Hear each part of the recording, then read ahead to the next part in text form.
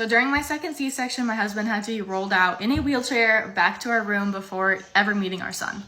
So basically, everything was going good. This is my second C-section, and my first one was very traumatic. This one was great.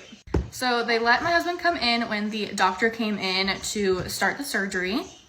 And everything was great. He was holding my hand. We were talking. The medicine that I had actually was making me like nauseous and throw up. So he was holding like the bag for me to throw up in, and it was fine. He could handle that.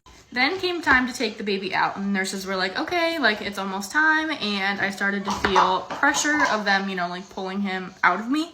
So I'm focused on staying relaxed, and all of a sudden my husband is like, I'm gonna pass out. He's already sitting on a chair, so the nurses are like, lay down. So he laid down kind of on top of me, on top of like my arm and like chest area and on the bed. So then the baby's crying and they bring him over so I can see him. I look at him and Kyler lifts his head up, but I don't think his eyes were open. I don't think that he saw the baby. I'm not sure. But at that time they had the wheelchair in there and they helped him out of the chair into the wheelchair and rolled him out. Then they brought the baby over to me and we did skin to skin, and he was able to latch, and the anesthesiologist was taking a bunch of pictures and videos for me. And we actually did that for a good amount of time, like I want to say at least 30 minutes.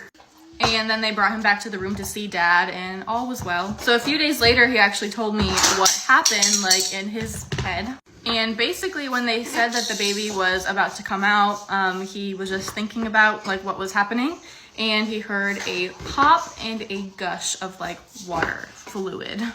He heard the baby start to cry and he just lost it. And when they wheeled him back to the room, the nurses were helping him out with like wet towels and like throw up bags and stuff. I guess he just has a really weak stomach. I don't know. This happens with vaccines too. Is anybody else's partners like this, or is it just mine?